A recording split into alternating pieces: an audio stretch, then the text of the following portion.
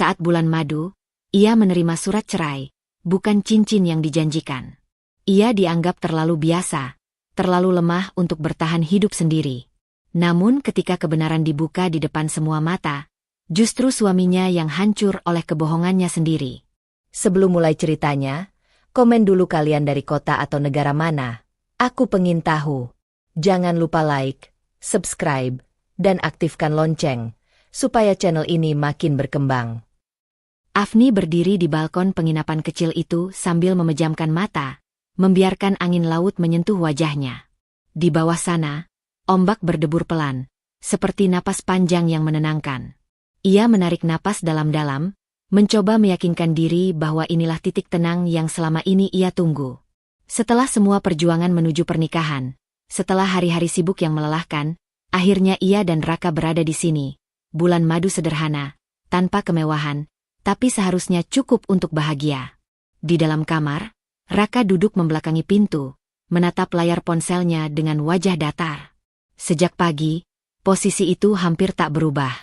Afni memperhatikan dari sudut matanya, hatinya bergetar oleh perasaan yang sulit ia beri nama. Bukan marah, bukan curiga.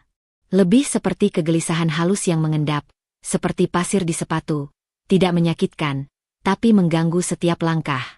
Anginnya enak, ujar Afni akhirnya, berusaha terdengar ringan. Ia masuk ke kamar dan duduk di tepi ranjang. Raka mengangguk tanpa menoleh. Iya. Jawaban singkat itu jatuh di antara mereka, menciptakan jarak yang tak terlihat tapi terasa nyata. Afni tersenyum kecil, lalu merapikan selimut yang sebenarnya sudah rapi. Ia tidak ingin memulai percakapan yang bisa berujung pada keheningan lebih panjang. Ada sesuatu dalam sikap Raka yang membuatnya berhati-hati. Sebuah dingin yang bukan marah, tapi juga bukan lelah biasa. Siang tadi, mereka berjalan di tepi pantai. Afni berusaha menikmati pasir yang hangat di telapak kaki, aroma laut, dan tawa anak-anak yang berlarian. Raka berjalan di sampingnya, tapi pikirannya seolah tertinggal di tempat lain. Sesekali ia berhenti membalas pesan, menjauh beberapa langkah untuk menerima telepon. Setiap kali Afni menoleh, Raka akan mengangkat tangan, isyarat singkat agar ia menunggu. Afni menunggu. Selalu begitu. Kini, di kamar yang tenang itu, Afni memandangi punggung suaminya. Dalam hatinya, muncul kenangan lama tentang ketakutan yang pernah ia kubur. Ketakutan akan ditinggalkan tanpa penjelasan, akan dianggap tidak cukup. Ia menggeleng pelan, menolak pikiran itu. Ini bulan madu, batinnya mengingatkan. Ia tak ingin merusaknya dengan prasangka. Ketukan pelan terdengar di pintu. Seorang staf penginapan menyerahkan sebuah amplop coklat. Titipan, Bu. Dari Bapak. Afni menerima amplop itu dengan bingung. Dari suami saya? Tanyanya. Refleks. Staf itu mengangguk sopan. Iya. Diminta diserahkan siang ini. Pintu tertutup kembali, meninggalkan Afni dengan amplop di tangannya. Jari-jarinya meremas tepi kertas itu perlahan. Amplopnya polos, tanpa nama, tanpa tulisan apapun.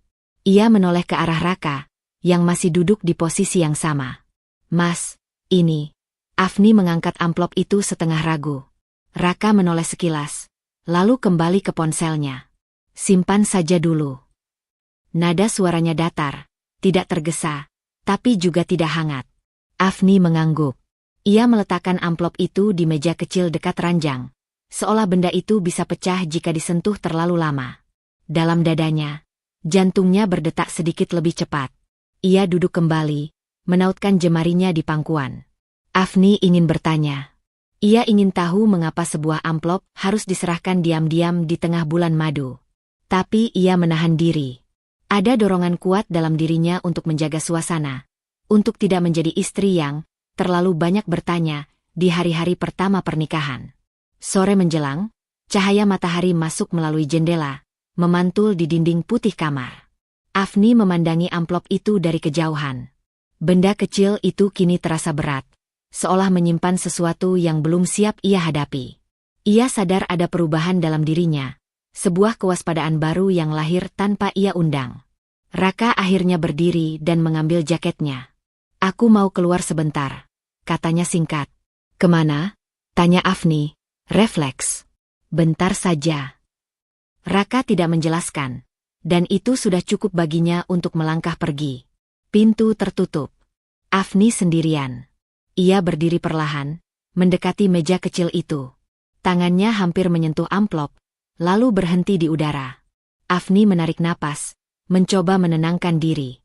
Ia tahu, membuka atau tidak membuka amplop itu adalah pilihan kecil, tapi berisiko.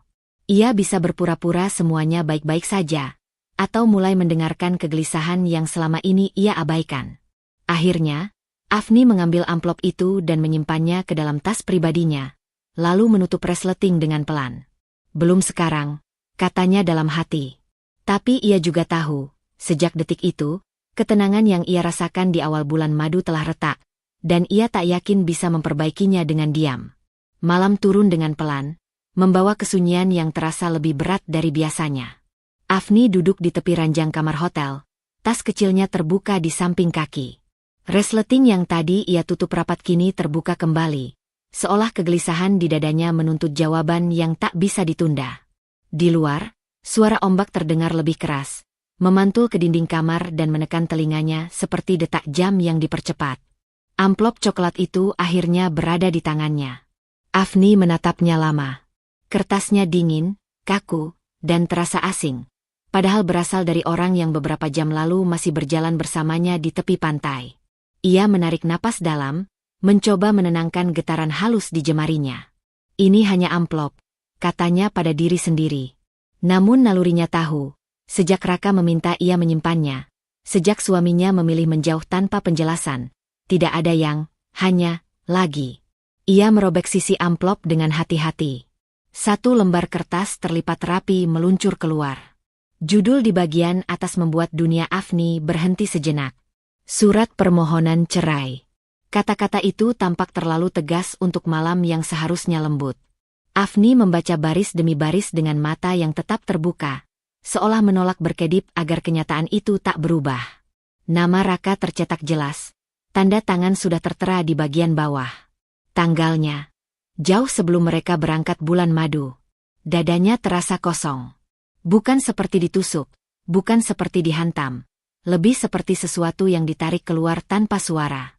Afni menutup mata sebentar, lalu membukanya lagi. Ia membaca ulang, berharap menemukan kalimat yang salah, halaman yang tertukar. Tapi kertas itu tetap sama. Dinginnya menjalar hingga ke perut. Pintu kamar terbuka. Raka masuk tanpa menoleh, meletakkan ponselnya di meja, lalu membuka jaket. Afni masih memegang surat itu. Tangannya kini lebih tenang dari yang ia duga. Ia berdiri perlahan. "Mas," panggilnya. Raka menoleh.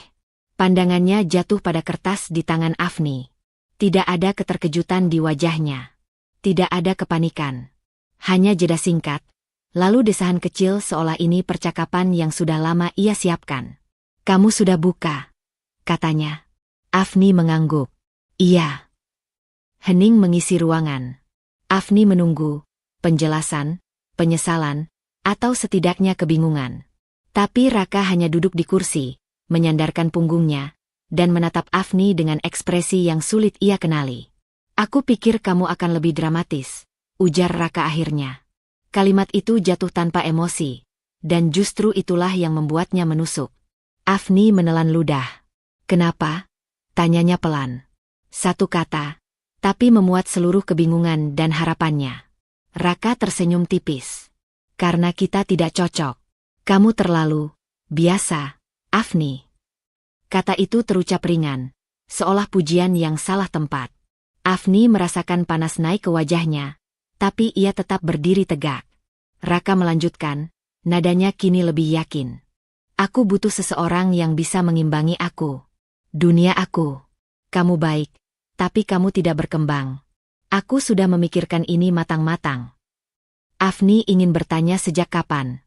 Sejak kapan ia dinilai dan diputuskan tanpa tahu. Tapi lidahnya keluh. Yang keluar justru keheningan. Raka berdiri, melangkah mendekat beberapa langkah. "Jujur saja, aku kira kamu akan hancur kalau tahu ini. Makanya aku pilih momen ini. Biar sekalian." Afni menatap mata suaminya. mata yang dulu ia yakini sebagai tempat pulang. Kini, yang ia lihat hanya keyakinan diri yang dingin, seolah hidupnya sendiri adalah pusat semesta. Ia merasakan luka mengembang di dadanya, tapi juga sesuatu yang lain, kewaspadaan. Aku tidak berniat menyakitimu, tambah Raka, datar. Ini lebih baik untuk kita berdua. Afni menunduk, menatap surat itu sekali lagi. Ada dorongan kuat untuk merobeknya, untuk bertanya dengan suara tinggi, untuk menuntut alasan yang lebih manusiawi. Namun di balik semua itu, ada suara kecil yang lebih tenang. Suara yang mengingatkannya pada luka lama yang pernah ia alami, pada janji yang ia buat pada diri sendiri untuk tidak bereaksi tanpa memahami. Ia melipat surat itu perlahan dan meletakkannya di meja. Aku mengerti, katanya akhirnya. Raka tampak terkejut. Kamu mengerti? Afni mengangguk. Aku perlu waktu. Raka mengangkat bahu. Terserah. Aku sudah ambil keputusan. Afni tidak membalas. Ia duduk kembali di tepi ranjang, merasakan gemetar yang kini muncul setelah semuanya terucap. Diamnya bukan karena kalah. Diamnya adalah jarak yang ia ciptakan agar bisa melihat dengan jernih. Ia tahu, jika ia bicara sekarang, yang keluar hanya rasa sakit. Dan rasa sakit jarang membawa kebenaran. Raka mengambil ponselnya lagi, seolah percakapan itu telah selesai. Afni memejamkan mata. Dalam sunyi kamar hotel itu, ia membuat keputusan kecil yang berisiko. Untuk sementara, ia akan diam. Bukan untuk menyerah, melainkan untuk mengamati dan memahami siapa pria yang baru saja dengan yakin berkata bahwa hidupnya akan hancur tanpa dirinya. Pagi datang tanpa kehangatan. Afni terbangun dengan tubuh yang terasa lebih berat dari biasanya, seolah malam tadi tidak benar-benar berlalu. Raka sudah tidak ada di kamar. Sisi ranjangnya rapi, dingin, dan kosong. Sebuah kekosongan yang terasa berbeda dari kepergiannya semalam. Afni duduk perlahan, punggungnya bersandar pada kepala ranjang, menatap langit-langit yang putih dan tak berjejak. Surat cerai itu masih terlipat rapi di dalam tasnya, tapi keberadaannya terasa seperti denyut kedua di dadanya. Ia belum menangis, bahkan belum marah. Yang ada justru kelelahan emosional yang menahan semua reaksi di ambang bibir. Ponselnya bergetar. Nama Bu Mira muncul di layar. Afni menatapnya beberapa detik lebih lama sebelum menjawab. Ada firasat yang membuat jemarinya dingin. Assalamualaikum, Afni. Suara Bu Mira terdengar tenang, terlalu tenang. Waalaikumsalam, Bu. Jawab Afni sopan. Refleks yang sudah tertanam sejak awal pernikahan. Apa kabar? Raka bilang kalian sedang bulan madu. Nada itu terdengar seperti basa-basi, tapi Afni bisa merasakan ujung kalimat yang belum diucapkan. Baik, Bu. Afni menjawab singkat. Bu Mira menarik napas kecil. Afni, Ibu dengar kamu sudah tahu soal niat Raka. Afni menggenggam ponselnya sedikit lebih erat. Iya, Bu. Tidak ada keterkejutan di seberang sana.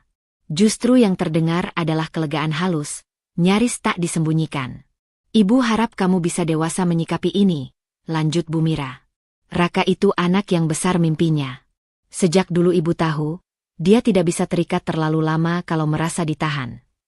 Kata ditahan membuat Afni menelan ludah. Ibu tidak menyalahkan kamu, Bu Mira menambahkan cepat, seolah memberi balsem setelah luka kecil. Kamu istri yang baik, tapi mungkin bukan yang tepat untuk Raka. Afni memejamkan mata. Maksud Ibu? Perceraian ini bisa jadi jalan terbaik, jawab Bu Mira lembut. Supaya Raka bisa bebas mengejar hidup yang dia mau. Dan kamu juga. Tidak terus berharap pada sesuatu yang memang bukan takdirmu. Kalimat-kalimat itu tersusun rapi. Terlalu rapi. Seolah sudah lama dilatih. Afni mendengarkannya sambil merasakan sesuatu bergeser di dalam dirinya. Bukan lagi sekadar sakit, tapi kecurigaan. Bu, Afni berkata pelan. Apakah ini sudah lama dibicarakan? Hening singkat. Terlalu singkat untuk disebut jeda alami. Raka anak yang tertutup, jawab Bu Mira akhirnya. Sebagai ibunya, ibu hanya ingin yang terbaik. Telepon ditutup tak lama kemudian, meninggalkan Afni dengan telinga yang berdenging dan dada yang semakin sesak. Ia meletakkan ponsel di sampingnya, lalu berdiri dan berjalan ke jendela. Pantai yang kemarin terasa menenangkan kini tampak asing, seperti latar yang salah untuk hidupnya sendiri. Bebas. Kata itu terngiang terus di kepalanya. Bebas dari apa? Dari dirinya? Afni duduk kembali, lalu mengambil ponsel dan membuka kontak yang selama ini jarang ia sentuh kecuali saat benar-benar rapuh. Dian. Panggilan itu dijawab cepat, seolah Dian sudah siap sejak awal. "Ni?" Suara sahabatnya terdengar waspada. "Kamu kenapa?" Pertanyaan sederhana itu menjadi celah. Afni menutup mata, dan untuk pertama kalinya sejak surat itu dibuka, suaranya bergetar. Ia menceritakan semuanya. Bulan madu yang sunyi, amplop, surat cerai, kata-kata Raka, dan telepon Bu Mira. Ia tidak menyaring, tidak memperindah. Dian mendengarkan tanpa memotong. "Ni." Dian menarik napas panjang.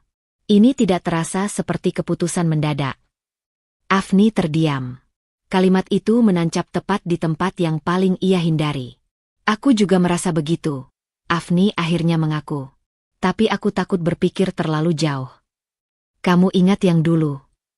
Dian berkata pelan. "Yang kamu pikir juga kebetulan, ternyata sudah direncanakan dari lama." Dada Afni mengencang.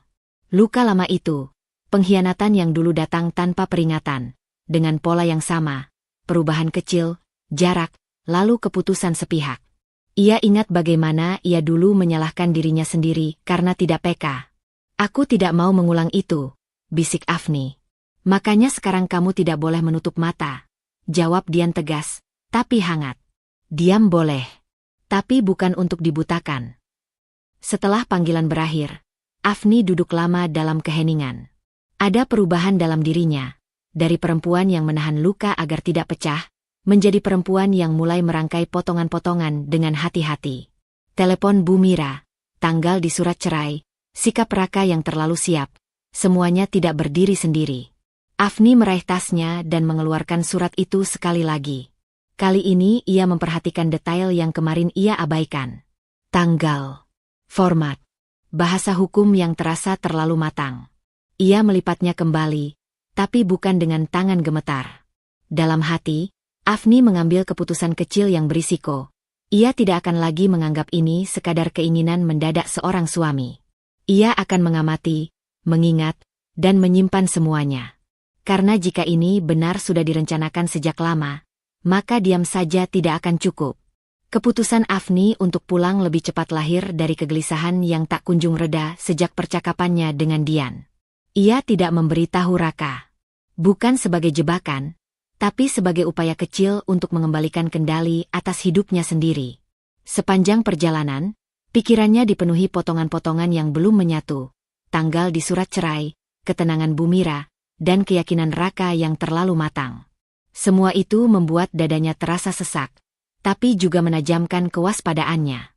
Sore itu, matahari belum sepenuhnya tenggelam ketika Afni tiba di depan rumah kontrakan mereka. Ia mematikan mesin mobil dan duduk sejenak, menenangkan napas. Rumah itu sunyi, seperti biasa di jam kerja. Afni membuka pintu mobil, lalu berhenti. Mobil Raka terparkir di depan.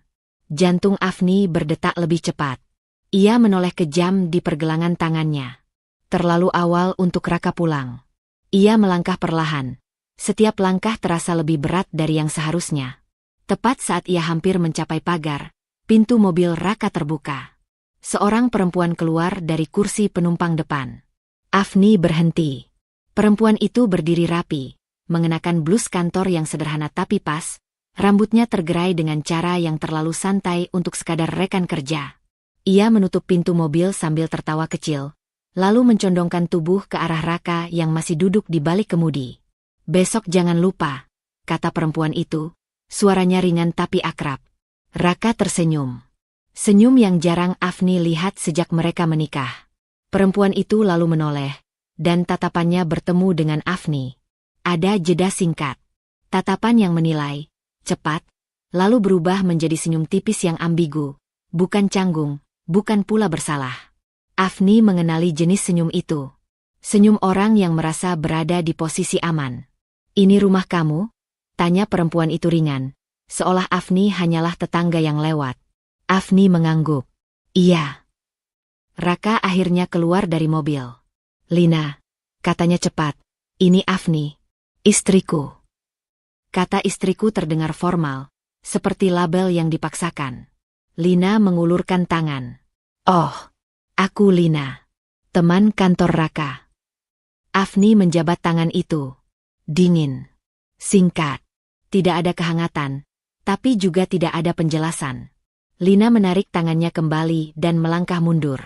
Kalau begitu, aku duluan, kata Lina, lalu melangkah pergi tanpa menoleh lagi. Afni berdiri diam hingga langkah Lina menghilang di ujung jalan. Dadanya berdenyut, bukan karena cemburu semata, tapi karena perasaan dipinggirkan di ruang yang seharusnya paling aman baginya. Apa maksudnya ini? Afni akhirnya bertanya, suaranya rendah tapi tegas. Raka menghela napas keras. Kamu pulang cepat tanpa bilang, terus langsung nuduh. Aku bertanya, jawab Afni. Kenapa dia ada di mobilmu? Karena dia rekan kerja. Raka menjawab cepat. Kami ada urusan kantor. Di depan rumah. Afni menahan getaran di suaranya. Dengan tawa dan janji besok.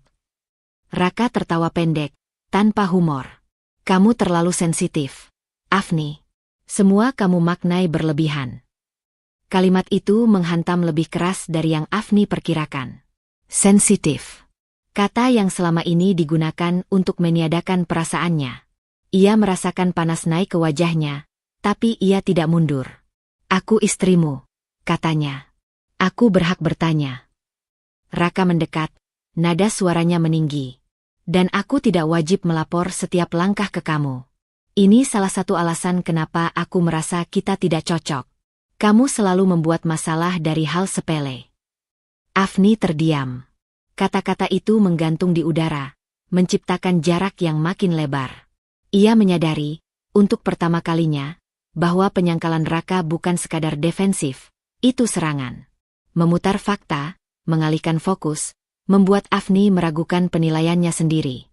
Aku tidak cemburu, kata Afni pelan. Aku hanya ingin jujur. Raka mengibaskan tangan. Kamu terlalu drama. Lina itu siapa? Kamu juga baru kenal. Jangan bawa perasaan ke urusan kerja. Afni menatap suaminya.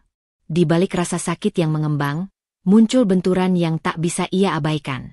Ada bagian dalam dirinya yang masih mencintai Raka, yang ingin percaya, yang ingin memeluk dan memperbaiki.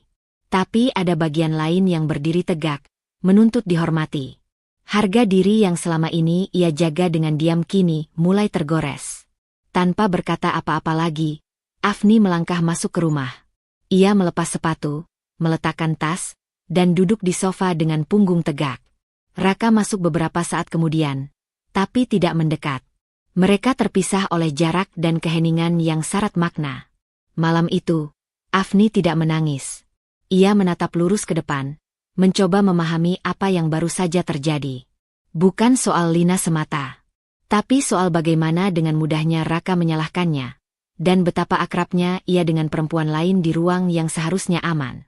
Di dalam kamar, Afni membuka lemari dan menyusun kembali pakaiannya dengan rapi, lebih rapi dari biasanya. Gerakan kecil, hampir tak berarti, tapi di sanalah ia mengambil keputusan kecil yang berisiko. Mulai saat ini, ia tidak akan lagi menekan perasaannya demi menjaga ketenangan palsu. Jika harga dirinya terus dilanggar, cinta saja tidak akan cukup untuk membuatnya bertahan. Pagi itu, Afni bangun dengan tubuh kaku dan kepala yang berat, bukan karena kurang tidur, melainkan karena pikirannya tidak pernah benar-benar beristirahat. Perkataan Raka semalam masih bergema, terlalu sensitif, terlalu drama, kata-kata yang bukan sekadar membela diri, melainkan menempatkannya sebagai sumber masalah. Afni berdiri di depan cermin kamar mandi, menatap pantulan wajahnya sendiri. Tidak ada air mata di sana, hanya mata yang lebih tajam dari biasanya. Di ruang tengah, Raka sudah bersiap berangkat kerja. Kemejanya rapi, dasinya terikat sempurna.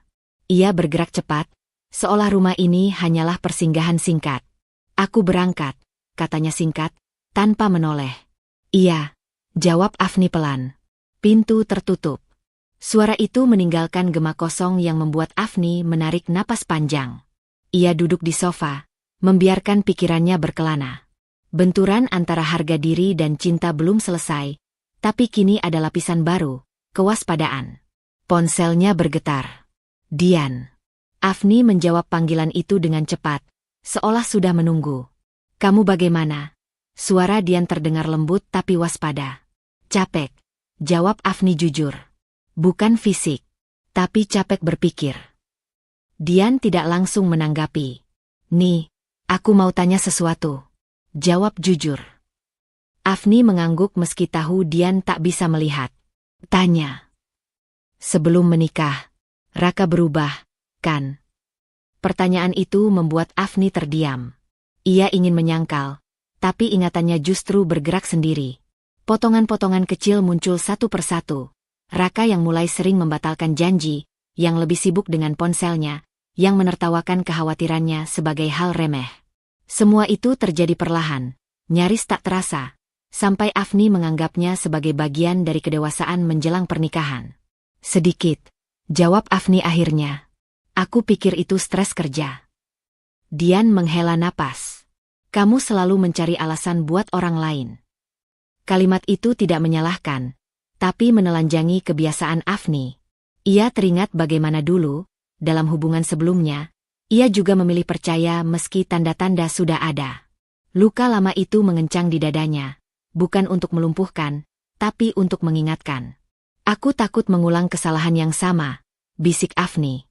Makanya sekarang jangan pura-pura tidak melihat, jawab Dian. Ingat perubahan itu, bukan untuk menyiksa diri, tapi supaya kamu tidak dibutakan. Setelah panggilan berakhir, Afni duduk lama dalam keheningan. Kata-kata Dian berputar di kepalanya, membuka ruang refleksi yang selama ini ia hindari. Ia berdiri dan mulai membereskan rumah, bukan karena berantakan, tapi karena butuh sesuatu untuk dikerjakan. Saat melewati meja, matanya tertumbuk pada ponsel Raka yang tertinggal. Afni berhenti. Ponsel itu bergetar pelan. Notifikasi masuk. Nama yang muncul di layar membuat jantung Afni berdegup. Lina. Afni berdiri kaku beberapa detik. Ia tahu batasan. Ia tahu membuka ponsel orang lain adalah pelanggaran. Tapi dorongan di dadanya kali ini berbeda. Bukan rasa ingin tahu yang liar, melainkan kebutuhan untuk memahami kenyataan yang terus disangkal. Dengan tangan sedikit gemetar, Afni membuka layar. Ponsel itu tidak terkunci. Pesan-pesan terbuka di hadapannya. Awalnya memang soal kerja, jadwal, laporan, rapat. Tapi semakin ke bawah, nada pesan berubah. Kalimatnya menjadi lebih ringan, lebih personal.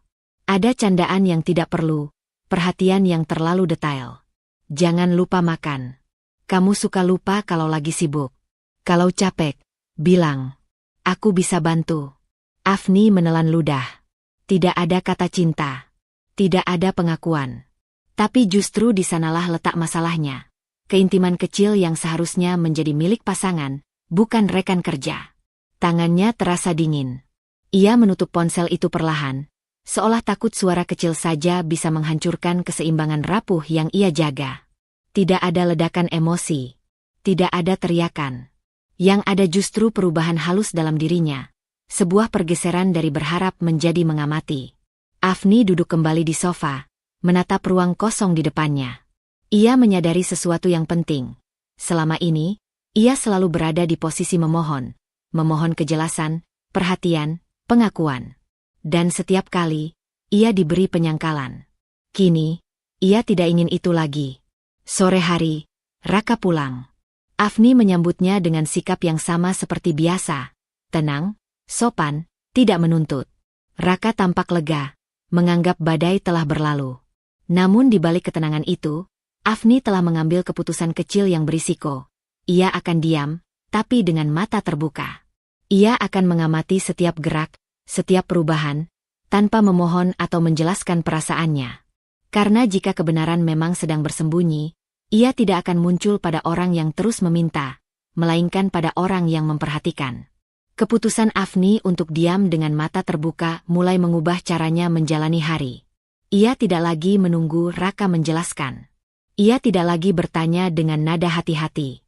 Pagi-pagi ia menyiapkan sarapan seperti biasa, menyusun gerakannya rapi, menata ekspresi netral di wajahnya. Raka menangkap perubahan itu sebagai tanda kemenangan, seolah Afni akhirnya mengerti posisinya. "Aku ada makan malam kantor nanti," kata Raka sambil mengenakan jam tangannya. "Jangan tunggu." Afni mengangguk. "Iya." Jawaban itu terlalu mudah. Raka meliriknya sekilas, lalu tersenyum tipis. "Nah, gitu dong. Kamu kalau begini lebih enak." Kalimat itu menggantung lama di udara setelah pintu tertutup. Afni berdiri di dapur, merasakan sesuatu mengeras di dalam dadanya.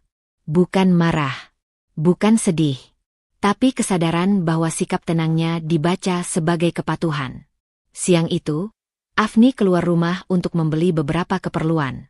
Ia memilih minimarket dekat kantor Raka, bukan tanpa alasan, tapi juga bukan dengan niat mengintai. Hanya dorongan kecil untuk berada lebih dekat dengan realitas yang selama ini dijauhkan darinya. Saat ia berdiri di antrean kasir, sebuah suara menyapanya dari belakang. "Afni." Ia menoleh. Seorang pria berdiri beberapa langkah di belakangnya, mengenakan kemeja kerja yang kusut di bagian lengan, wajahnya tampak lelah tapi ramah. Afni mengenalnya dari foto-foto kantor yang pernah Raka tunjukkan sekilas. "Bagas?" tanyanya ragu. Pria itu tersenyum kecil. "Iya.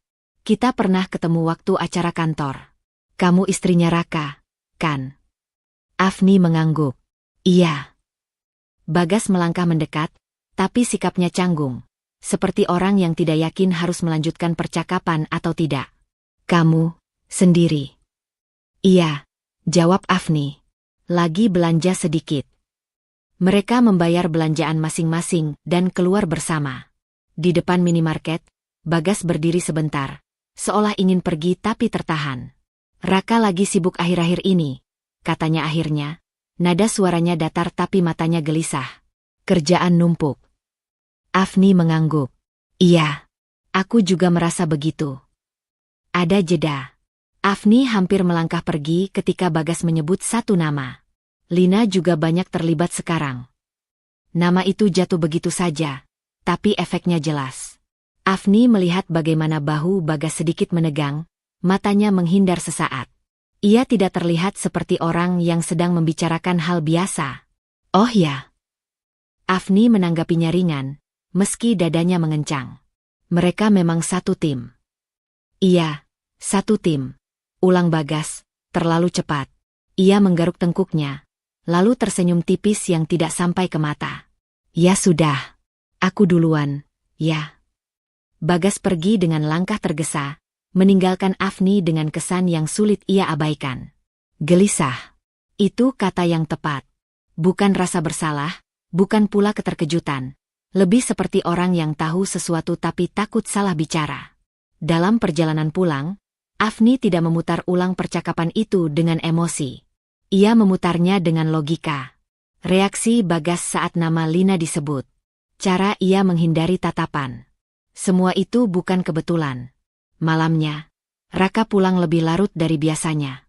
Ia meletakkan tasnya sembarangan dan langsung duduk, menyandarkan tubuh dengan puas. "Makan malamnya gimana?" tanya Afni dari dapur. "Biasa," jawab Raka. "Capek, tapi produktif." Afni menyajikan teh hangat dan meletakkannya di meja. Ia memperhatikan Raka, cara ia tersenyum sendiri saat membaca pesan, cara ia tidak lagi menyembunyikan ponselnya dengan canggung. Kepercayaan diri Raka tumbuh seiring diamnya Afni. "Kamu kelihatan tenang akhir-akhir ini," ujar Raka sambil menyesap teh. "Aku suka." Afni menatapnya. Tenang bukan berarti tidak melihat. Raka tertawa pendek. "Kamu terlalu banyak mikir. Lagi pula, mau apa kamu? Kita sudah jelas arahnya." Nada itu, arogan, yakin, membuat Afni akhirnya paham. Raka benar-benar percaya ia tidak punya keberanian untuk melawan. Bahwa diamnya adalah tanda menyerah. Afni tidak membantah. Ia hanya mengangguk kecil dan beranjak ke kamar. Di sana, ia membuka buku catatan kecil yang sudah lama ia simpan di laci. Buku itu kosong, tak pernah terpakai. Afni duduk di tepi ranjang dan membuka halaman pertama. Dengan pena yang digenggam mantap, ia mulai menulis. Tanggal, jam, Peristiwa kecil yang selama ini dianggap sepele. Raka pulang larut. Alasan, makan malam kantor. Reaksi Bagas saat nama Lina disebut, gelisah. Tulisan itu sederhana, tanpa emosi. Tapi setiap kata memberi Afni rasa kendali yang selama ini hilang. Ia tidak sedang mengumpulkan senjata. Ia sedang mengumpulkan kejelasan. Afni menutup buku itu dan menyimpannya kembali. Keputusan kecil itu terasa berisiko. Karena sekali ia mulai mencatat, ia tidak bisa lagi berpura-pura lupa. Dan disitulah tekanan baru lahir. Kesadaran bahwa kebenaran mungkin jauh lebih besar dari yang siap ia terima. Dan ia sedang berjalan pelan ke arahnya dengan mata terbuka. Catatan kecil itu mulai mengubah cara Afni melihat hari-harinya. Ia tidak lagi sekadar mengingat. Ia menandai. Setiap pulang larut, setiap alasan yang diulang dengan kata berbeda, setiap jeda yang terasa ganjil. Pagi itu, Afni duduk di meja makan sambil meminum kopi yang sudah dingin, membuka kalender dinding yang selama ini hanya menjadi hiasan. Tanggal-tanggal tertentu diberinya tanda kecil, bukan tuduhan, hanya pengingat. Raka keluar dari kamar dengan langkah cepat, kemejanya setengah terkancing. Aku berangkat, katanya, seperti biasa. Afni mengangguk. Rapat jam berapa hari ini? Raka berhenti sejenak. Seharian. Kenapa? Tidak apa, jawab Afni ringan. Raka berangkat. Afni membereskan meja, lalu menyapu lantai dengan gerakan pelan. Tak lama, ponsel di meja bergetar. Ponsel Raka. Ia tidak menyentuhnya. Tapi layar yang menyala cukup lama untuk menampilkan notifikasi kalender yang belum ditutup. Lunch Lina, off-site. Jamnya tertera di tengah jam kerja. Afni berdiri diam. Detik itu, sesuatu yang selama ini hanya berupa perasaan berubah menjadi pola. Ia tidak membuka apapun. Ia hanya memotret layar itu dengan ponselnya sendiri. Sekilas, tanpa suara. Keputusan kecil yang membuat napasnya tertahan, namun memberi bentuk pada kecurigaannya. Siang itu, Afni keluar sebentar untuk mengantarkan dokumen ke sebuah fotokopi dekat kantor Raka.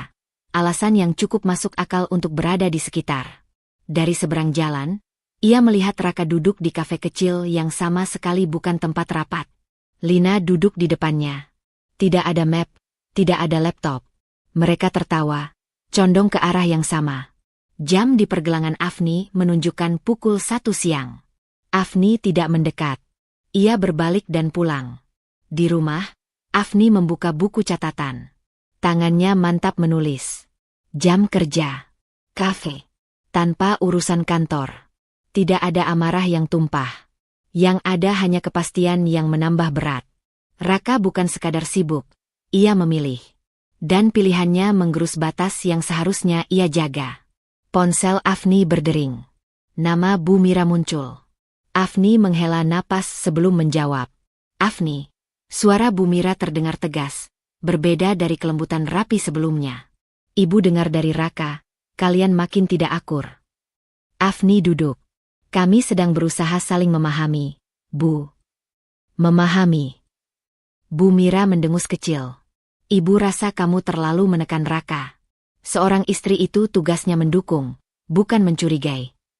Afni merasakan panas menjalar ke lehernya. Saya tidak menekan, Bu. Saya hanya... Tidak, potong Bu Mira. Kamu membuat rumah jadi tidak nyaman. Raka pulang dengan kepala penuh karena kamu terus mencari-cari kesalahan. Kata-kata itu disusun rapi, seperti palu yang memukul pelan tapi tepat. Afni menatap lantai. Bu, pernikahan ini berdua. Bukan hanya saya. Justru itu, balas Bu Mira. Kalau pernikahan gagal, jangan selalu salahkan anak saya. Ibu melihat kamu terlalu sibuk menjaga perasaan sendiri, sampai lupa menjaga suami. Afni terdiam. Ada dorongan kuat untuk membela diri, menyebut kafe, jam kerja, Lina. Tapi ia tahu, kalimat-kalimat itu akan dibaca sebagai pembenaran. Di mata Bu Mira, narasinya sudah selesai. Afni penyebab kegagalan, Raka korban tekanan. Jaga citra kamu sebagai istri, lanjut Bu Mira, nadanya merendah tapi mengikat. Jangan buat orang bertanya-tanya. Telepon ditutup. Afni duduk lama dengan ponsel di tangan. Ia merasakan tarikan dari dua arah yang berlawanan. Di satu sisi, harga diri yang meminta keadilan, ingin mengatakan bahwa ia tidak berlebihan, bahwa yang ia lihat nyata. Di sisi lain, citra diri yang selama ini ia jaga, sebagai istri yang tenang, tidak membuka aib, tidak membuat gaduh. Raka pulang sore itu dengan wajah santai. "Aku capek," katanya. "Hari ini panjang." Afni mengangguk. "Iya, pasti."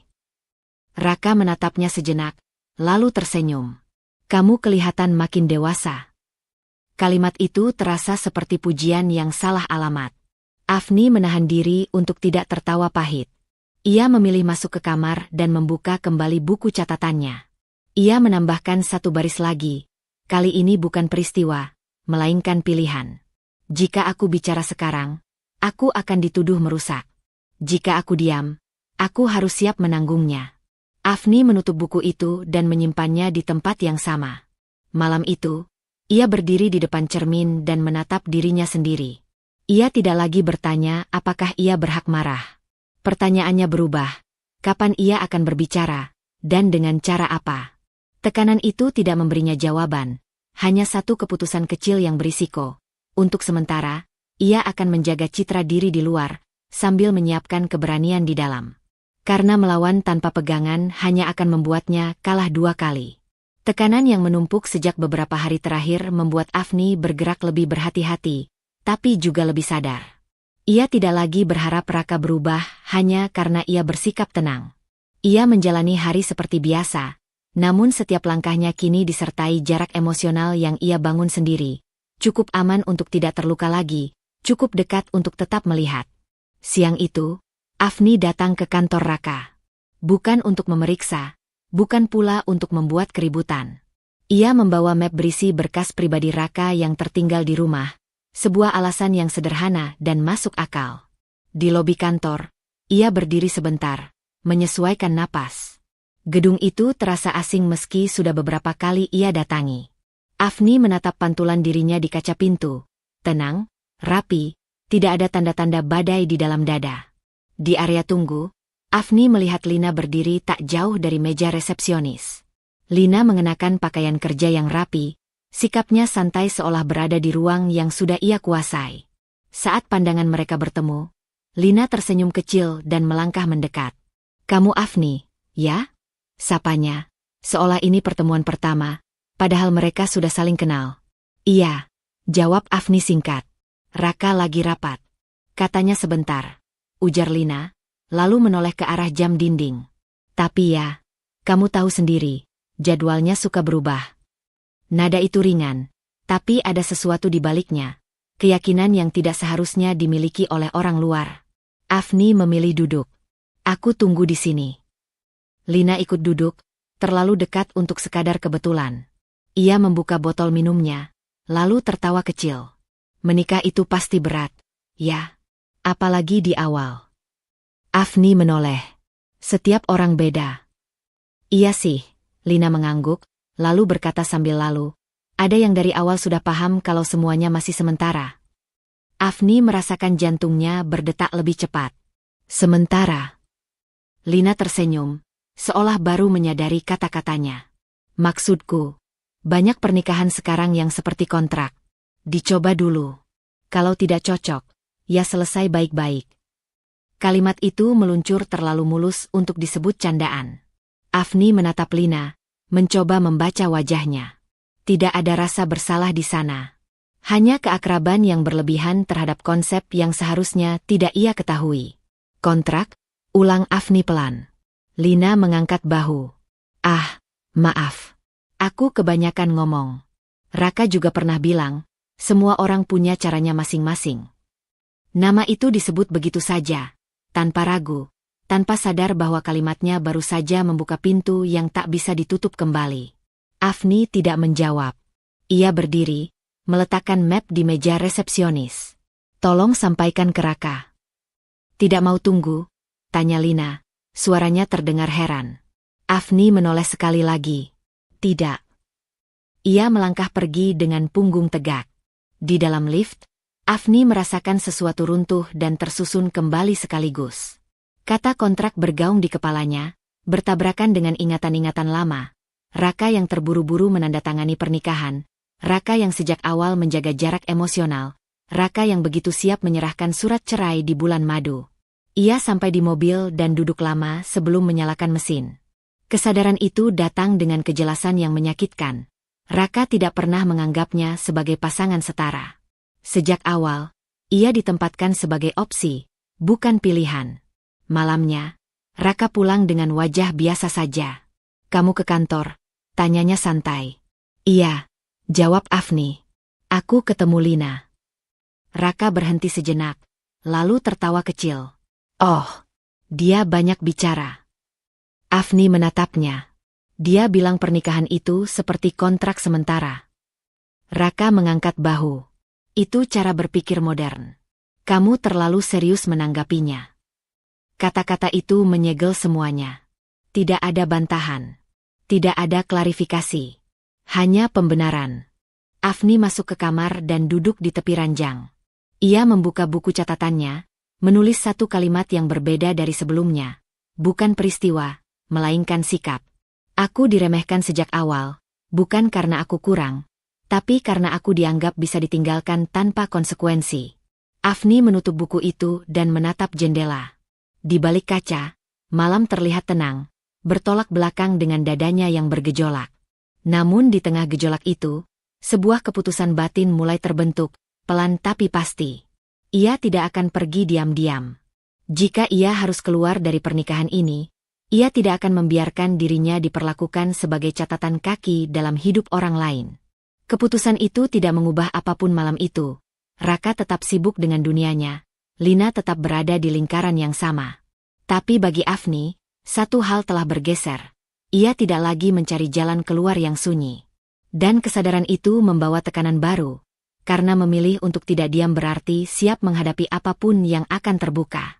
Keputusan Afni untuk tidak pergi diam-diam membuat hari-harinya terasa lebih berat, tapi juga lebih terang. Ia tidak lagi tersesat dalam dugaan. Kini ia tahu apa yang ia cari. Bukan sekadar bukti pengkhianatan, melainkan kebenaran tentang siapa Raka sebenarnya. Namun mengetahui arah tidak selalu membuat langkah menjadi mudah. Ada harga emosional yang harus dibayar setiap kali ia melangkah lebih jauh. Siang itu, Afni menerima pesan singkat dari nomor tak dikenal. "Kita bisa bicara sebentar?" Tentang Raka. Nama pengirimnya membuat jantung Afni berdegup lebih cepat. Bagas. Mereka bertemu di sebuah warung kopi kecil, jauh dari kantor Raka dan cukup sepi untuk percakapan yang tidak ingin didengar orang lain. Bagas datang lebih dulu, duduk dengan bahu sedikit membungkuk, tangannya gelisah memainkan cangkir kopi yang tak disentuhnya. "Aku sebenarnya tidak seharusnya menghubungimu," kata Bagas tanpa basa-basi saat Afni duduk. "Tapi aku juga sudah tidak tahan." Afni menatapnya tenang. "Kalau ini membuatmu tidak nyaman, kita bisa berhenti." Bagas menggeleng. "Justru ini yang membuatku lebih tidak nyaman." Ia menarik napas dalam, lalu mulai bicara pelan, seolah setiap kata harus melewati saringan keberanian. "Raka sering memalsukan laporan. Angka-angka diubah supaya kelihatan bagus di mata atasan. Jam kerja dipakai untuk urusan pribadi, dan bukan cuma sekali dua kali." Afni merasakan dadanya mengencang. Ia sudah menduga ada sesuatu, tapi mendengarnya secara langsung tetap memberi efek berbeda. Lebih nyata. Lebih berat. "Kenapa kamu tahu?" tanyanya pelan. "Karena aku satu tim," jawab Bagas. "Dan karena setiap kali ada audit internal, aku yang diminta merapikan jejaknya. Kalau ada yang dipertanyakan, nama tim yang dipakai. Tapi keputusan, semua dari dia." Afni menunduk. Tangannya mengatup di pangkuan. Ada dorongan untuk langsung marah, untuk merasa dikhianati bukan hanya sebagai istri, tapi sebagai manusia yang hidup dengan orang yang memilih jalan salah. "Kenapa baru sekarang bicara?" tanya Afni. Bagas tersenyum pahit. "Karena dulu aku pikir ini cuma fase. Karena dia selalu bilang, semua orang melakukan hal yang sama. Dan, karena aku takut." Afni mengangguk. Ia mengerti ketakutan itu lebih dari yang ingin ia akui. "Dan Lina?" Afni bertanya, meski tahu jawabannya tidak akan ringan. Bagas menghela napas panjang. Dia tahu. Mungkin tidak semua detail, tapi cukup untuk mengerti. Dan dia menutup mata. Kata-kata itu jatuh satu persatu, menambah beban yang kini harus Afni pikul. Ini bukan lagi soal pernikahan yang gagal. Ini soal moral. Soal batas antara melindungi diri sendiri dan membiarkan keburukan terus berjalan. Aku tidak memintamu melakukan apapun, lanjut Bagas cepat, seolah takut Afni salah paham. Aku hanya tidak ingin kamu menjadi korban yang tidak tahu apa-apa. Afni menatapnya. Terima kasih sudah jujur. Dalam perjalanan pulang, Afni merasa langkahnya lebih lambat dari biasanya. Di dalam kepalanya, dua suara bertabrakan. Yang satu berkata, ini bukan urusanmu lagi. Jaga dirimu, pergi dengan tenang. Yang lain berkata, jika kamu diam, kamu ikut membiarkan. Rasa sakit pribadinya, direndahkan, dikhianati, diremehkan, bercampur dengan beban moral yang tidak ia minta. Ia bukan penyelamat. Ia hanya seorang istri yang kebetulan berada di titik temu semua kebusukan itu. Malamnya, Raka pulang dengan wajah waspada. Tidak ada senyum santai seperti biasanya. Tatapannya lebih tajam, seolah sedang mengukur sesuatu. Kamu kemana hari ini? Tanyanya. Keluar sebentar. Jawab Afni tenang. Dengan siapa? Afni menatapnya. Kenapa penting? Raka terdiam sejenak. Itu baru baginya. Afni yang tidak langsung menjawab dengan penjelasan panjang. Kamu berubah, katanya akhirnya. Mungkin. Afni mengangguk. Atau mungkin kamu baru menyadarinya. Raka menyipitkan mata. Kamu bicara dengan siapa? Afni merasakan detak jantungnya stabil. Tidak seperti yang ia duga. Aku bertemu orang. Katanya jujur tapi tidak membuka semuanya. Raka tersenyum tipis. Tapi ada ketegangan di rahangnya. Hati-hati, Afni. Kamu tidak sekuat yang kamu pikir. Kalimat itu dimaksudkan sebagai peringatan. Tapi Afni mendengarnya sebagai pengakuan. Bahwa Raka mulai curiga. Bahwa diamnya selama ini tidak lagi terbaca sebagai kelemahan. Di kamar, Afni membuka buku catatannya. Tangannya berhenti sejenak sebelum menulis. Kali ini, yang ia tulis bukan kejadian, melainkan pertanyaan. Jika aku bicara, apakah aku melakukannya karena benar? Atau karena sakit? Ia menutup buku itu tanpa jawaban. Tekanan itu kini nyata, bukan hanya dari luar, tapi dari dalam dirinya sendiri. Afni tahu, apapun pilihannya nanti, ia tidak akan bisa kembali menjadi orang yang sama. Dan kesadaran itulah yang membuat keputusan kecil berikutnya terasa berisiko. Ia menyimpan percakapan Bagas di kepalanya, bukan untuk segera digunakan, tapi untuk diuji. Karena sekali ia melangkah dengan kebenaran itu, tidak akan ada jalan mundur. Kecurigaan Raka malam itu tidak hilang begitu saja. Afni merasakannya seperti bayangan yang mengikuti setiap langkahnya. Sejak percakapan singkat mereka, rumah yang dulu sunyi kini terasa penuh tekanan. Bukan dengan suara, melainkan dengan perhatian yang berlebihan. Raka lebih sering menatap, lebih sering bertanya hal-hal kecil yang dulu tak ia pedulikan. Afni tahu, ruang geraknya menyempit. Namun justru di ruang sempit itulah Afni mulai bergerak dengan hati-hati. Ia tidak menggeledah, tidak menyadap, tidak membuka hal-hal yang jelas melanggar batas hukum. Afni tahu satu kesalahan kecil bisa mematahkan semua yang ia kumpulkan, dan mematahkan dirinya sendiri. Ia hanya mengamati apa yang secara wajar terlihat oleh seorang istri. Jadwal yang berubah, percakapan terbuka yang Raka lakukan tanpa menurunkan volume, dokumen yang ditinggalkan di meja kerja rumah karena Raka terlalu percaya diri. Setiap detail dicatat.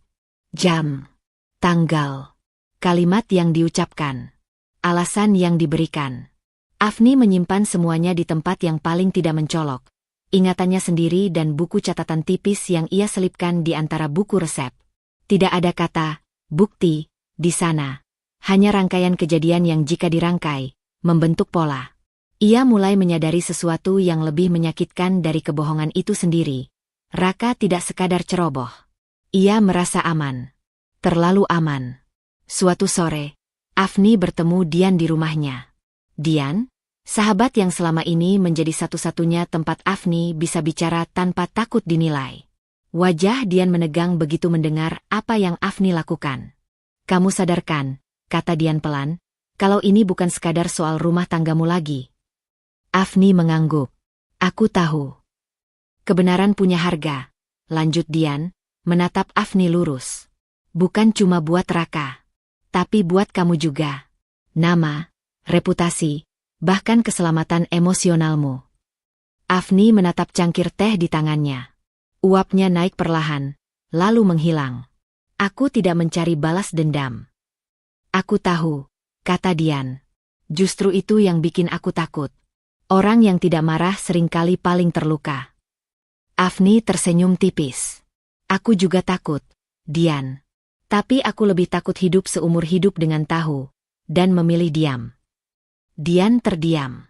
Ia mengenal Afni cukup lama untuk tahu kalimat itu bukan keberanian mendadak. Itu hasil dari luka yang dipikirkan berulang-ulang. Kamu tidak boleh sendirian, kata Dian akhirnya. Kalau kamu lanjut, aku di sini.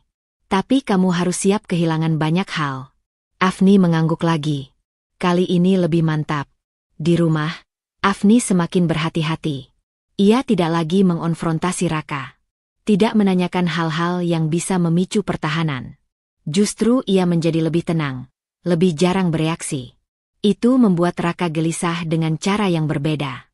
Kamu sekarang aneh, kata Raka suatu malam. Dulu kamu banyak tanya. Sekarang aku belajar mendengar, jawab Afni. Raka tertawa pendek, tapi matanya tidak ikut tertawa. Jangan sok dewasa.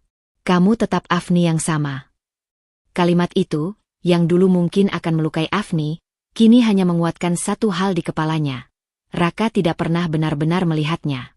Dan itu memberi Afni jarak emosional yang ia butuhkan.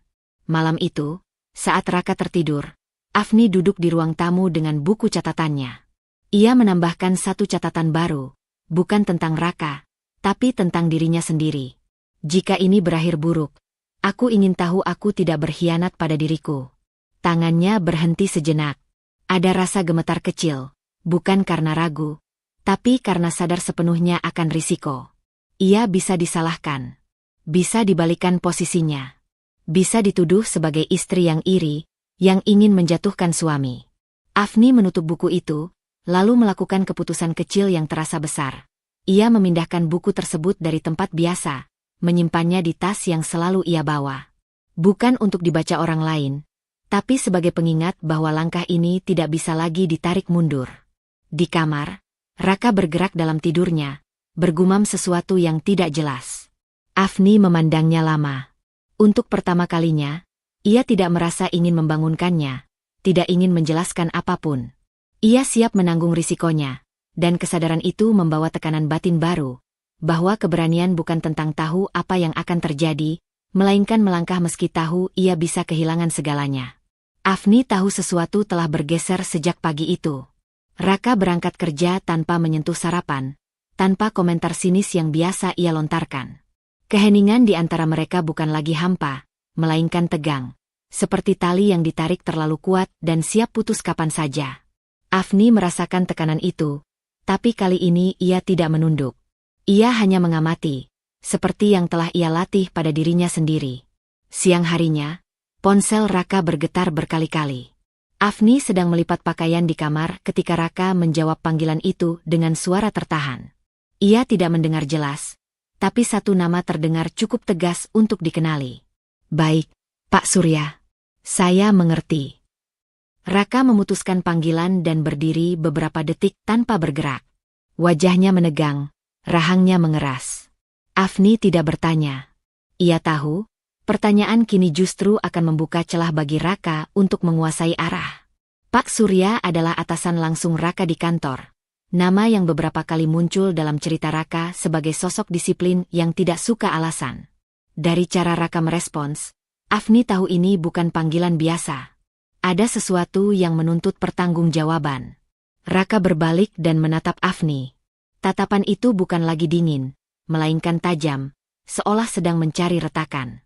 Kamu ngapain aja belakangan ini? Tanya Raka, nadanya datar tapi mengandung tuduhan.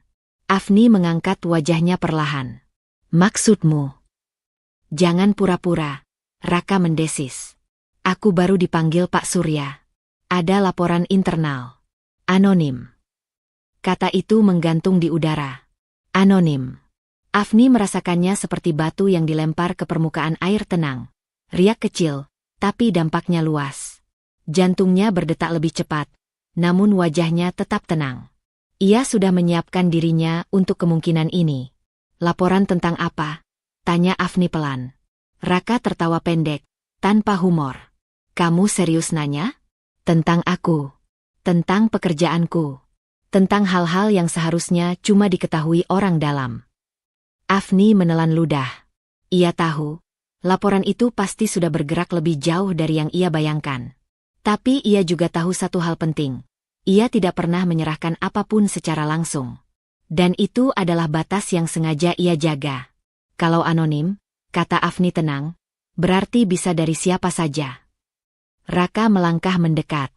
Jangan sok polos. Siapa lagi yang punya akses ke hidupku selain kamu? Afni menatapnya, kali ini tanpa gentar. Akses bukan berarti pengkhianatan. Kalimat itu seperti menyulut api. Raka kehilangan kendali yang selama ini ia banggakan. Suaranya meninggi, langkahnya gelisah, tangannya mengepal. Kamu pikir aku bodoh? Bentaknya. Kamu pikir aku nggak tahu kamu berubah? Kamu kira aku nggak sadar kamu mencatat sesuatu? Afni menarik napas dalam-dalam.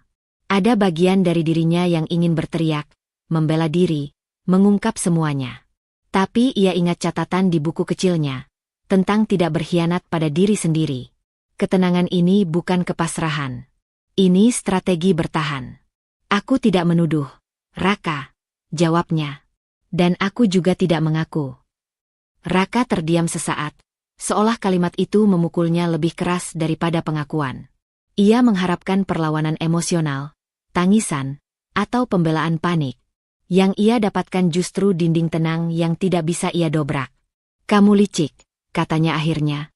Suaranya bergetar oleh amarah. Kamu mau hancurin aku pelan-pelan. Afni menggeleng. Aku cuma berhenti melindungimu dari konsekuensi. Kata-kata itu meluncur begitu saja. Dan Afni sendiri terkejut mendengarnya keluar dengan begitu mantap.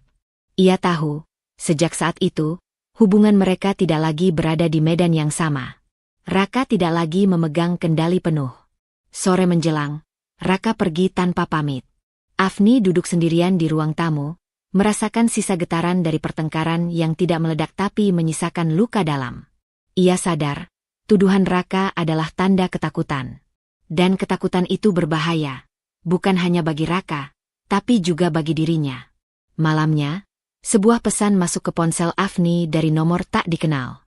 Singkat. Hati-hati. Raka sedang mencari kambing hitam. Afni menatap layar itu lama. Ia tidak tahu siapa pengirimnya, tapi pesannya jelas. Tekanan baru telah dimulai. Ia mematikan ponsel, lalu mengambil tasnya dan memastikan buku catatan itu masih ada. Afni berdiri di depan jendela, memandang lampu-lampu kota yang berkelip seperti saksi bisu. Ia tahu, ketenangannya hari ini telah memicu sesuatu yang lebih besar. Dan keputusan kecil yang kini harus ia ambil, apakah tetap bertahan diam, atau mulai bersiap menghadapi serangan balik, akan menentukan arah hidupnya selanjutnya. Pesan anonim malam sebelumnya terus terngiang di kepala Afni. Pagi itu, ia bangun dengan tubuh tegang, bukan karena takut, melainkan karena sadar bahwa ia telah memasuki fase yang tidak bisa lagi ia kendalikan sepenuhnya. Jika sebelumnya ia bergerak dalam diam, kini kebenaran mulai bergerak sendiri, dan itu seringkali lebih kejam daripada rencana manusia. Raka berangkat kerja lebih pagi dari biasanya. Tidak ada percakapan. Tidak ada tatapan. Afni melihat punggungnya menghilang di balik pintu, membawa serta sisa keyakinan yang pernah ia punya tentang pernikahan mereka. Ia tahu, hari ini akan menjadi hari yang panjang. Siang menjelang ketika Dian mengirim pesan singkat, Lina dipanggil ke kantor. Kabarnya serius. Afni membaca pesan itu beberapa kali. Nama Lina, yang selama ini menjadi bayangan samar dalam hidupnya, kini berdiri tepat di pusat badai. Perempuan yang selalu tampil rapi, penuh senyum profesional, dan menyebut hubungannya dengan Raka sebagai urusan kerja, itu akhirnya tidak lagi bisa bersembunyi. Afni tidak datang ke kantor Raka sebagai penggugat. Ia datang sebagai istri yang diminta hadir oleh pihak internal perusahaan, setelah namanya disebut-sebut dalam laporan lanjutan sebagai saksi situasional. Status itu penting baginya, bukan untuk menyelamatkan Raka, tapi untuk menyelamatkan dirinya sendiri dari tuduhan yang belum tentu adil. Ruang rapat itu dingin, berbau pendingin udara dan ketegangan. Pak Surya duduk di ujung meja, wajahnya datar tapi matanya tajam. Di seberang, Raka dan Lina duduk terpisah. Tidak ada lagi kedekatan samar di antara mereka.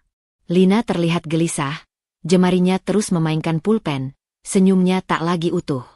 Pertanyaan dimulai dengan formal. Tentang jam kerja. Tentang laporan yang tidak sinkron. Tentang keberadaan Lina di beberapa agenda yang seharusnya tidak melibatkannya. Pada awalnya, Lina mencoba bertahan.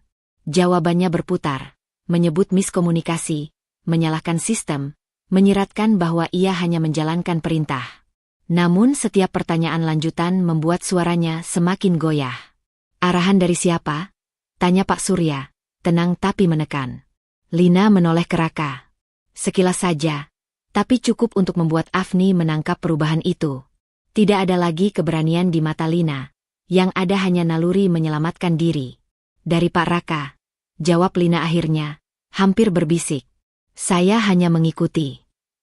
Raka langsung bereaksi. Jangan asal bicara. Kamu tahu konsekuensinya. Nada itu, yang biasa ia gunakan pada Afni, kini terdengar di ruang publik. Pak Surya mengangkat tangan, menghentikan Raka. Silakan tenang, katanya. Kami di sini mencari kebenaran, bukan pembelaan emosional. Satu persatu, kebohongan Raka mulai runtuh. Jam kerja yang dimanipulasi. Tugas yang dialihkan atas nama proyek pribadi. Pertemuan yang dicatat sebagai rapat, padahal tidak pernah tercatat dalam agenda resmi. Lina, terpojok, mulai membuka detail yang selama ini hanya Afni curigai.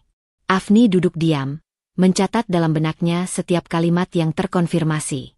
Ada rasa perih yang naik ke dadanya. Bukan kepuasan, bukan juga kemarahan. Hanya kesedihan yang matang. Ia tidak merasa menang. Ia merasa akhirnya melihat wajah asli dari seseorang yang terlalu lama ia lindungi. Saat giliran Afni diminta bicara, ruangan menjadi hening. Raka menatapnya dengan tatapan memohon yang bercampur ancaman. Afni menghela napas. Saya tidak datang untuk menuduh, katanya pelan tapi jelas. Saya hanya diminta menjelaskan apa yang saya lihat dan dengar sebagai bagian dari kehidupan sehari-hari. Ia menceritakan hal-hal sederhana. Jam pulang yang berubah. Panggilan yang dilakukan tanpa menurunkan suara. Alasan yang tidak konsisten. Tidak ada emosi berlebih. Tidak ada kalimat menyudutkan. Hanya fakta yang pernah ia catat dengan tenang. Afni sadar, posisinya hari ini bukan sebagai pelaku balas dendam. Ia adalah saksi dari runtuhnya sebuah kebohongan yang terlalu lama berdiri. Dan kesadaran itu memberinya kekuatan yang berbeda. Kekuatan untuk tidak ikut tenggelam dalam kehancuran Raka. Rapat ditutup tanpa keputusan final. Pak Surya menyatakan bahwa proses internal akan berlanjut, dan semua pihak diminta bersiap menghadapi konsekuensi sesuai hasil investigasi. Di luar ruangan, Raka menghampiri Afni. Wajahnya pucat, amarahnya tertahan oleh ketakutan. Kamu puas sekarang? Tanyanya lirih. Afni menatapnya lama. Aku lelah, jawabnya. Dan itu beda. Ia melangkah pergi tanpa menunggu reaksi Raka. Di dalam dirinya, ada tekanan batin baru yang muncul. Kesadaran bahwa kebenaran, setelah terucap, tidak bisa ditarik kembali. Dan langkah berikutnya, apakah ia akan tetap berdiri di jalur ini sampai akhir, atau berhenti demi sisa hubungan yang sudah rapuh, akan menuntut keberanian yang lebih besar dari sebelumnya. Afni berdiri di antara dua dunia yang selama ini menariknya ke arah berlawanan. Di satu sisi, halaman depan kantor Raka, tempat reputasi dibangun dengan jas rapi dan senyum profesional. Di sisi lain, keluarga besar yang berkumpul dengan wajah tegang, membawa prasangka dan harapan masing-masing. Afni tahu, apapun yang ia ucapkan hari ini tidak akan bisa dihapus. Dan untuk pertama kalinya, ia tidak ingin menghapus apapun. Dampak dari pertemuan internal kemarin masih terasa. Bisik-bisik di kantor semakin terang, tidak lagi disembunyikan.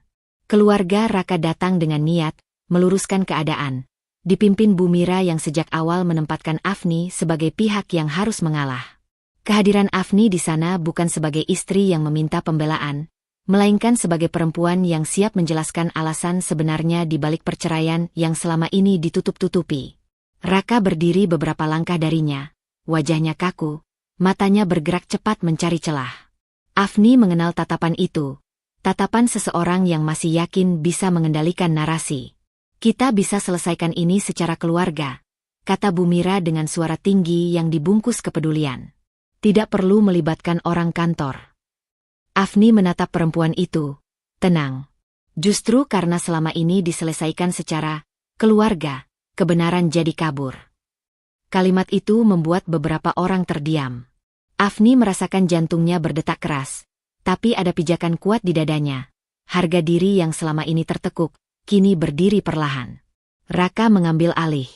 Afni sedang emosional, katanya, suaranya dibuat lembut. Perceraian ini murni karena ketidakcocokan. Tidak ada urusan lain. Afni melangkah maju satu langkah. Kalau begitu, izinkan aku menjelaskan kenapa aku tidak menandatangani diam-diam. Ia mengeluarkan map tipis dari tasnya. Tidak ada gerakan dramatis. Hanya pembukaan yang pelan, seolah ia membuka luka yang sudah lama bernanah. Afni menjelaskan kronologi, bulan madu yang disertai surat cerai sepihak, perubahan sikap Raka, kebohongan kecil yang bertumpuk menjadi pola. Ia tidak menggunakan kata selingkuh dengan emosi, tidak menuding dengan jari gemetar. Ia menyebutkan tanggal, jam, dan kejadian yang bisa diverifikasi. Ketika Raka mencoba menyela, Afni tidak berhenti. Ia menyerahkan salinan data yang sudah dikonfirmasi oleh pihak kantor, jadwal kerja yang disalahgunakan, laporan yang tidak sinkron, dan keterlibatan Lina yang sudah diakui dalam pemeriksaan internal. Data itu bukan asumsi, bukan cerita sepihak. Itu konteksnya dipelintir, kata Raka cepat. Afni tidak paham dunia kerja. Afni menatapnya lurus. Aku paham satu hal. Dunia kerja tidak memberi hak pada siapapun untuk meremehkan pasangannya dan menganggapnya bodoh. Lina, yang berdiri di sisi lain dengan wajah tertunduk, tidak berkata apa-apa. Keheningannya justru mempertegas apa yang selama ini dibantah. Beberapa karyawan saling berpandangan. Keluarga Raka mulai kehilangan pijakan. Bu Mira terdiam, wajahnya berubah dari yakin menjadi bingung. Afni merasakan sesuatu yang lama hilang kini kembali. Bukan rasa menang, tapi rasa utuh sebagai diri sendiri. Aku tidak datang untuk mempermalukan, lanjut Afni. Aku datang untuk menjelaskan kenapa aku memilih tidak pergi diam-diam. Aku menolak dicap sebagai istri yang gagal, hanya karena aku menolak dibohongi. Raka mencoba satu langkah terakhir. Kamu tahu akibatnya buat aku. Afni mengangguk. Dan aku tahu akibatnya buat diriku, kalau aku diam. Kalimat itu memutus sisa perlawanan. Tidak ada lagi narasi yang bisa diputar ketika fakta berdiri sendiri. Di hadapan banyak mata, kantor dan keluarga, harga diri Afni pulih, bukan karena tepuk tangan, tapi karena ia tidak lagi menyangkal kebenaran hidupnya sendiri. Pertemuan itu berakhir tanpa kelegaan. Tidak ada pelukan, tidak ada rekonsiliasi. Hanya kejelasan yang menyisakan keheningan panjang. Saat Afni melangkah pergi, ia merasakan tekanan batin baru. Setelah kebenaran diucapkan di ruang publik, tidak ada jalan kembali ke kehidupan lama. Keputusan kecil yang kini harus ia ambil. Apakah ia akan tetap berdiri di tengah sorotan hingga akhir proses ini, atau mundur untuk menyelamatkan sisa ketenangan dirinya, akan menentukan bukan hanya bagaimana cerita ini berakhir, tapi siapa dirinya setelah semuanya selesai. Berita itu datang tanpa dramatisasi. Justru karena itulah dampaknya terasa lebih berat. Sebuah surel resmi dari kantor Raka beredar di antara karyawan dan keluarga inti. Bahasa formal, singkat, dan dingin. Pemutusan hubungan kerja karena pelanggaran etika dan penyalahgunaan wewenang. Tidak ada ruang tafsir. Tidak ada kata maaf. Reputasi yang dibangun bertahun-tahun runtuh dalam satu paragraf. Afni membaca kabar itu di ponselnya, duduk di ruang tamu yang kini terasa asing. Tidak ada rasa lega yang meledak. Yang ada hanyalah keheningan panjang, seperti setelah badai besar berlalu dan menyisakan puing-puing yang harus dihadapi satu persatu. Ia menutup ponsel, menarik napas, dan menyadari sesuatu yang jujur. Ia tidak merasa bersalah. Raka pulang sore itu dengan langkah yang tidak lagi yakin. Jas yang biasa ia pakai tampak kusut, dasinya terlepas. Wajahnya kehilangan garis kesombongan yang dulu begitu melekat. Afni melihatnya dari jauh, dari ambang pintu kamar, dan merasa seperti melihat orang lain. Bukan suami yang pernah ia cintai, melainkan seseorang yang baru ia kenal dan tidak lagi ingin ia pahami. Bu Mira datang tak lama kemudian. Perempuan itu berdiri di ruang tamu, menatap lantai, tidak langsung bicara. Afni menyadari perubahan yang mencolok, suara yang biasanya tajam kini tertahan, sikap yang dulu menekan kini kehilangan arah. "Aku salah," kata Bu Mira akhirnya, hampir berbisik. "Aku terlalu sibuk melindungi anakku, sampai lupa bertanya siapa yang benar." Afni mengangguk pelan. Tidak ada dendam di sana, tapi juga tidak ada kehangatan. "Aku mengerti, Bu." Tapi pemahaman itu datang terlambat. Bu Mira menatap Afni, matanya berkaca-kaca. Untuk pertama kalinya, tidak ada pembelaan. Hanya kesadaran pahit bahwa selama ini sasaran kemarahannya keliru. Ia tidak meminta maaf panjang lebar, mungkin karena tahu tidak ada kalimat yang bisa memperbaiki semuanya. Ia hanya duduk, diam, dan menerima. Raka, yang sejak tadi mondar-mandir, akhirnya mendekat. Ia berhenti tepat di depan Afni, ragu, seperti takut satu kata saja akan menjatuhkan sisa harga dirinya. "Aku salah," katanya. Kali ini tanpa nada tinggi, tanpa pembenaran. "Aku panik. Aku takut kehilangan semuanya." Afni menatapnya. Lama. Dulu, kalimat itu mungkin akan membuatnya luluh. Dulu, ia akan berusaha menguatkan, mencari alasan bersama. Tapi sekarang, ia hanya merasakan jarak yang tenang dan tegas. "Kamu sudah kehilangan semuanya sebelum hari ini," jawab Afni pelan. "Kamu kehilangan kejujuran. Kamu kehilangan rasa hormatku." Raka menggeleng, suaranya bergetar. "Kita masih bisa perbaiki. Aku bisa berubah. Aku butuh kamu." Permohonan itu terdengar tulus, atau setidaknya lebih tulus daripada sebelumnya. Namun Afni menyadari sesuatu yang penting. Ketulusan yang datang setelah konsekuensi bukanlah fondasi yang aman. Ia bukan lagi perempuan yang menunggu perubahan. "Aku sudah selesai secara emosional," kata Afni, jujur. "Bukan karena aku benci, tapi karena aku lelah." Raka terdiam. Ia mencoba meraih tangan Afni, tapi Afni menariknya perlahan, tanpa kasar. Gerakan kecil itu mengandung keputusan besar. Malam turun dengan sunyi yang berat. Bu Mira pamit tanpa banyak kata. Raka duduk sendiri di ruang tamu, menatap kosong. Afni masuk ke kamar, mengemas beberapa barang penting, dokumen, pakaian seperlunya, buku catatan tipis yang selama ini menjadi saksi diam. Ia tidak kabur. Ia hanya memberi ruang bagi dirinya sendiri. Sebelum menutup tas, Afni berhenti sejenak. Ada tekanan batin baru yang muncul, bukan tentang Raka, melainkan tentang dirinya. Hidup setelah ini, tanpa peran sebagai istri yang berusaha keras, tanpa identitas yang selama ini melekat. Ia berdiri di depan cermin, menatap wajahnya sendiri. Ada lelah di sana, tapi juga keteguhan. Afni tahu, episode terakhir hidup lamanya hampir selesai. Keputusan kecil yang kini harus ia ambil. Apakah ia akan melangkah pergi malam ini atau menunggu esok untuk mengakhiri semuanya secara resmi? Akan menentukan bagaimana ia memulai hidup barunya. Pagi itu tidak membawa ledakan emosi seperti yang Afni bayangkan bertahun-tahun lalu jika kata cerai benar-benar menjadi nyata. Tidak ada hujan dramatis. Tidak ada langkah tergesa. Hanya cahaya matahari yang masuk lewat jendela ruang tunggu kantor pengadilan, jatuh di lantai keramik yang dingin dan bersih. Afni duduk dengan punggung tegak, tas di pangkuan, napasnya teratur. Dampak dari malam terakhir, keheningan, permohonan yang terlambat, dan keputusan yang sudah bulat, masih melekat, tapi tidak lagi mengguncang. Raka datang beberapa menit kemudian. Wajahnya lebih tirus, matanya cekung. Ia tampak seperti seseorang yang sudah lama berperang dan baru menyadari medan itu bukan miliknya. Afni menoleh sekilas, cukup untuk memastikan satu hal. Ia tidak lagi merasa bertanggung jawab atas perasaan lelaki itu. Bu Mira ikut hadir, duduk di bangku terpisah.